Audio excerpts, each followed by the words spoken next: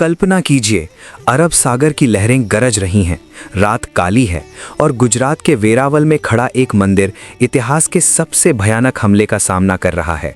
तलवारें चमकती हैं, चीखें गूंजती हैं, हजारों भक्त शहीद हो जाते हैं, फिर भी वो मंदिर गिरता नहीं। सवाल है, क्या ये सिर्फ पत्थर का ढांचा था या भारत की आत्मा खुद यहाँ खड़ी थी? आप देख रहे हैं द इंडियन नैरेटिव और आज हम आपको ले चलेंगे उस यात्रा पर जो सिर्फ इतिहास नहीं बल्कि भारत की चेतना, आस्था और पुनर्जन्म की कहानी है। ये कहानी है सोमनाथ मंदिर की। 1025 ईस्वी ये केवल एक तारीख नहीं थी, ये वो क्षण था जब भारत की आत्मा को झुकाने की कोशिश की गई। गुजरात के सौराष्ट्र तट पर वेरावल में अरब सागर की गर्जना के बीच खड़ा सोमनाथ मंदिर उस रात सिर्फ पत्थरों का ढांचा नहीं था, वो भारत की चेतना, उसकी स्मृति और उसकी सनातन परंपरा का प्रतीक था। जब मोहम्मद गजनी अपनी सेना के साथ आगे बढ़ा तो उसका लक्ष्य केवल लूट नहीं था, उसका लक्ष्य था भारत की रीढ़ तोड़ना, उसकी आस्था को अपमानित करना। तलवारें चलीं, अग्नि जली और मंदिर प्रांगण में मौजूद हजारों निहत्थे भक्तों ने मृत्यु को गले लगाया, लेकिन अपनी श्रद्धा नहीं छोड़ी। गजनी के साथ आए विद्वान अलबरूनी ने स्वयं स्वीकार किया कि उस रात का नरसंहार अभूतपूर्व था, इतना भयावह कि इतिहास भी कांप उठा। लेकिन जो आक्रमणकारी नहीं समझ पाए वो ये था कि सोमनाथ को तोड़ा जा सकता है, मिटाया नहीं जा सकता, क्योंकि ये मंदिर केवल एक स्थान नहीं बल्कि एक विचार है। ये भगवान शिव के 12 ज्योतिर्लिंगों में प्रथम है, जहां शिव स्वयं प्रकाश रूप में प्रकट हुए। स्कंद पुराण और लोक कथाओं में वर्णन मिलता है कि यहाँ का शिवलिंग कभी भूमि को स्पर्श नहीं करता था बल्कि हवा में स्थित रहता था। कुछ इसे चुंबकीय पत्थरों पर आधारित प्राचीन भारतीय इंजीनियरिंग का चमत्कार मानते हैं, जबकि कुछ इसे शिव की लीला कहते हैं। लेकिन दोनों ही स्थितियों में यह स्पष्ट है कि प्राचीन भारत विज्ञान और अध्यात्म में दोनों में अद्वितीय था। सोमनाथ केवल आस्था का नहीं बल्कि रहस्यों का भी केंद्र रहा है। महाभारत में वर्णित शमंतक मणि, जिसे अपार ऊर्जा, समृद्धि और संतुलन का स्रोत कहा गया, को लेकर मान्यता है कि उसे मंदिर के गर्भगृह में सुरक्षित रखा गया था।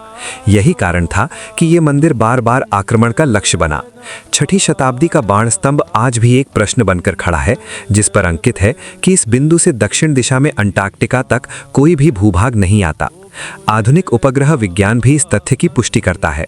प्रश्न ये नहीं है कि ये सही है या नहीं, प्रश्न ये है कि सदियों पहले ये ज्ञान भारत को कैसे प्राप्त हुआ। 2020 में किए गए वैज्ञानिक सर्वेक्षणों में मंदिर के नीचे 3 मंजिला प्राचीन संरचना के संकेत मिले, जिससे ये अनुमान लगाया गया कि वर्तमान मंदिर किसी अत्यंत प्राचीन सभ्यता या मूल मंदिर के ऊपर निर्मित है। क्या ये वही संरचना है जिसका उल्लेख पुराणों में मिलता है? क्या ये सतयुग, त्रेता या द्वापर से जुड़ा कोई अवशेष है? इन प्रश्नों के उत्तर अभी भी धरती के गर्भ में छिपे हैं। पौराणिक कथा हमें उस मूल क्षण तक ले जाती है जब चंद्रदेव अपने तेज और सौंदर्य के लिए प्रसिद्ध दक्ष के श्राप से पीड़ित होकर यहीं प्रभास क्षेत्र में भगवान शिव की तपस्या करते हैं। शिव की कृपा से उन्हें श्राप से आंशिक मुक्ति मिलती है और तभी चंद्रमा के घटने बढ़ने की प्रक्रिया का आरंभ होता है। चंद्रदेव के आग्रह पर शिव यहाँ स्थायी रूप से विराजमान होते हैं और तभी ये स्थान सोमनाथ अर्थात चंद्र के नाथ कहलाता है। इतिहास गवाह है कि इस मंदिर पर लगभग 17 बार आक्रमण हुए।